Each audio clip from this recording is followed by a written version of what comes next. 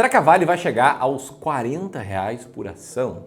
Porque essa pergunta. Porque se você olhar o gráfico de Vale, no último ano ele só tem uma direção que é para baixo, o que acaba refletindo uma grande crise na sua principal commodity, o minério de ferro. Os efeitos da queda do minério de ferro foram grandes nas ações da Vale e tem muita gente que mês após mês vê as ações da Vale caírem um pouco mais em suas carteiras, inclusive a gente, cara. As ações da Vale estão no fundo do clube do valor de ações baratas, estão na nossa carteira. E muitos se perguntam, poxa, será que eu estou perdendo dinheiro? Será que isso aqui não tem mais solução?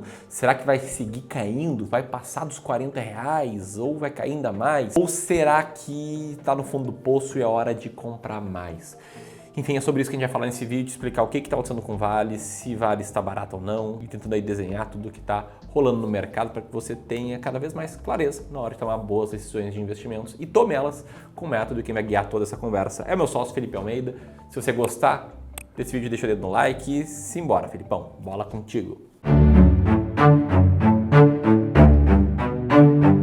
Vamos lá, e os preços da Vale estão nas mínimas dos últimos anos. Se a gente for olhar, nesse momento ela já está bem abaixo do que foi o pico da pandemia de 2020, onde ela chegou perto dos R$60, sendo que agora ela está a 51. Só de um ano para cá ela caiu 27%, saindo da casa dos R$70 até os 51 também. E aí é aqui que as opiniões já começam a ficar meio divergentes. Muita gente acredita que a Vale nesse momento é uma armadilha de valor. Só que muita gente vê a Vale como uma das melhores oportunidades da bolsa, podendo valorizar mais de 30% em 2025, ou se depois dessa queda toda ela não virou uma oportunidade. E aí assim, se a gente for voltar no histórico da mesma Vale no passado, o que a gente vai ver foram cenários parecidos que a gente já viveu. Ora, uma queda muito forte ali entre os anos de 2011 até 2016, chegando a cair 83% nesse período. Naquela época, os preços chegaram abaixo dos R$10 por ação. 9,37 foi o melhor print ali que eu consegui. Sendo que depois da virada do ciclo, quando a Vale voltou a valorizar, ela deixou uma alta muito forte também, de mais de 1.100%, tudo isso sem considerar dividendos. E aí o preço chegou a bater mais de 115 por ação. Ou seja, para muita gente que comprou a patamares baixos naquela época, contando os dividendos, a gente viu uma valorização de mais de 1.500%. Aí na cabeça do investidor, ao ver esse contraste aqui, fica a dúvida. Eu compro ou eu vendo o Vale? Se chegar a R$40, ela é compra, vale a pena? Além disso, tem também o se eu já tiver ela em carteira, será que vale a pena comprar mais? Eu vendo, o que eu faço? Foi justamente o caso do Jorge, um dos investidores que passou pela nossa consultoria gratuita no final do ano passado. Somente nas ações da Vale ele já acumulava mais de R$700 mil e essa era a posição mais relevante de longe da carteira de ações dele. E era justamente por essa posição ser desproporcional ao restante da carteira que ele estava na exata dúvida do que ele deveria fazer daqui para frente. Poxa, ele já viu a empresa cair mais de 20% num ano só. Será que ele tem que comprar mais agora? Será que é só esperar? Será que é vender uma parte para rebalancear? E essa dúvida inteira só acontece por um motivo.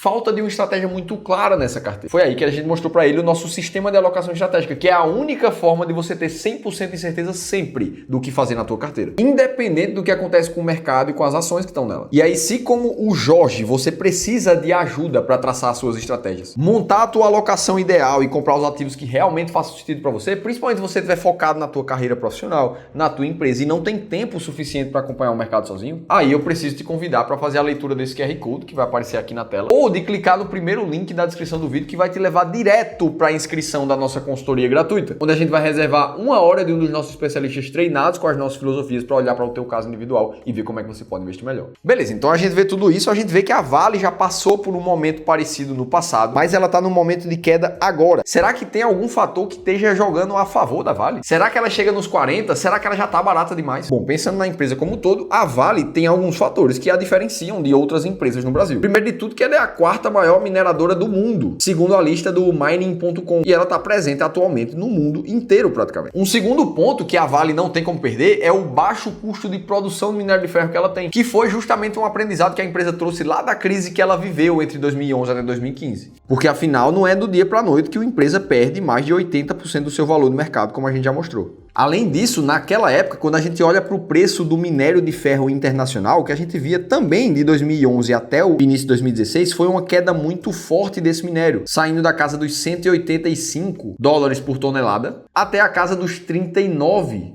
mil por tonelada. Ali, os gestores da época da Vale viram a receita da empresa despencar, já que o valor de vendas depende muito do preço da cotação do minério. Foram mais de 75% da receita que foi perdida. E foi por isso que a companhia acabou aprendendo a trabalhar de uma maneira super eficiente e cortar custos. O que fez com que, na época, a Vale ficasse inconfortável em termos de caixa, mesmo com o preço do minério de ferro a $65 por tonelada, que já era o preço praticado ali em 2017. E foi aquele aprendizado que fez com que a margem bruta da Vale tenha uma alíquota muito positiva até os dias de hoje. Ou seja, de toda a receita das vendas da Vale, depois de descontados os custos de produção, que é onde está justamente o minério de ferro, o que sobra é o lucro bruto.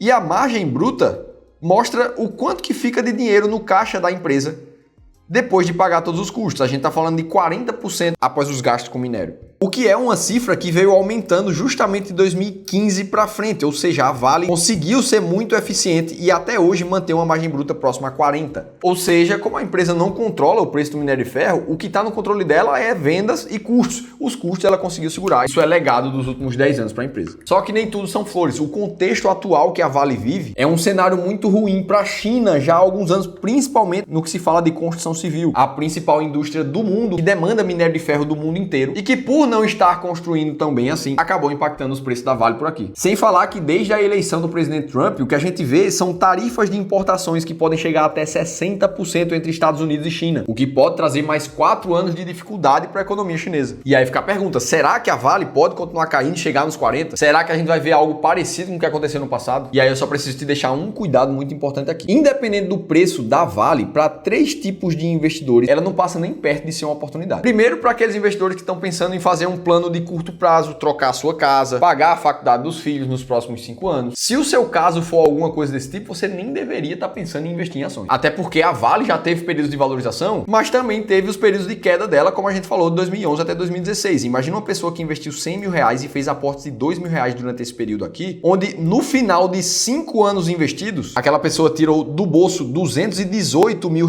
e acabou com um patrimônio de R$83 mil, uma desvalorização muito relevante que, para quem tem um plano de curto prazo, inviabilizaria completamente. Então a Vale só passa talvez ser uma oportunidade para quem realmente pensa em longo prazo no investimento. Segundo tipo de investidor, para quem não tem uma estratégia clara, a Vale não é uma oportunidade. Aquele tipo de pessoa que está pensando em comprar a Vale agora somente por causa da cotação, porque ela pode bater 40, porque ela já está a 50. Se não seu caso, volta a ser como o do Jorge, que comprou boa parte da carteira ali em Vale. Imagina que você compra tudo a R$50 e ela realmente cai a 40. Ora, o que é que você tem que fazer? Tem que comprar mais? Tem que vender? Tem que esperar? Ou seja, comprar sem saber como, nem quando, vai te fazer tomar a decisão errada na hora errada. E o terceiro tipo de investidor é aquele cara que já tem a alocação suficiente em ações do Brasil. Ora, imagina que você tem uma carteira que a gente chama de modelo arrojado aqui no clube. Você tem uma estratégia de carteira muito bem definida e você quer ter 25% da tua carteira em ações do Brasil. E aí imagina que você tem R$1 milhão investido e você já tem mais de 250 mil em ações aqui no Brasil. Ora, nesse caso, você já tem seus 25%. Você não precisa ficar olhando para ações do Brasil nesse momento e a Vale não vai ser uma oportunidade. E eu tô te falando tudo isso porque a única coisa que você tem controle aqui é sobre a sua estratégia, sobre quando você vai tomar uma atitude no mercado. Agora, sobre os preços que o mercado vão colocar no ativo, a gente não tem controle absolutamente nenhum. No final do dia, cada um de nós pode ter a sua opinião. Eu, por exemplo, acho que o preço da Vale já foi descontado demais. Só que a nossa opinião não pode ser um critério para tomada de decisão nos investimentos. Não é isso que disse a empresa tá barata. Afinal de contas, lá em 2012, a Vale já era uma das mineradoras mais baratas do mundo inteiro e atraía investidores. Só que lembrem que a Vale, mesmo sendo muito barata, ela continuou caindo muito a sua cotação até 2016, quando ela voltou a se valorizar. Então, uma empresa barata, ela pode permanecer barata por muito tempo. E feito todos esses disclaimers, eu preciso te dizer se a Vale tá barata agora ou não. Para isso, a gente precisa ir para os dados, para fatos e não para opinião. O fato é que a Vale gerou um EBIT, uma geração de caixa nos últimos 12 meses de mais de 70 bilhões de reais. Se a gente compara isso com o valor de firma de 285 bilhões de reais, e eu tô te mostrando essa forma de investir aqui porque ele deu muito resultado no passado, tendo uma performance 5 vezes acima do Ibovespa, como o gráfico tá te mostrando. A gente acredita tanto nessa metodologia de investir que a gente escreveu um e-book detalhado te ensinando como essa estratégia funciona e te revelando 10 empresas muito baratas nesse momento que você assistiu o vídeo. Para você ter acesso, clica somente nesse link aqui em cima ou no segundo link da descrição e faz o download gratuito desse e-book. O fato é que a Vale está facilmente entre uma das 20 empresas mais baratas da bolsa com um earning yield de mais de 24%. E normalmente, quanto mais barata está uma empresa, menor é a chance dela despencar demais da bolsa, principalmente se os resultados dela não mudarem. Mas isso também não impede que ela fique barata por muito tempo e a gente já falou sobre isso. Por isso, a principal lição é: nunca tome decisões baseadas somente na cotação de uma ação. Dito tudo isso, se você quiser saber o que é melhor de comprar nesse momento de crise que a gente vive no Brasil, aí você precisa assistir esse outro vídeo aqui que a gente contou tudo isso em detalhes e eu vou estar te esperando por lá.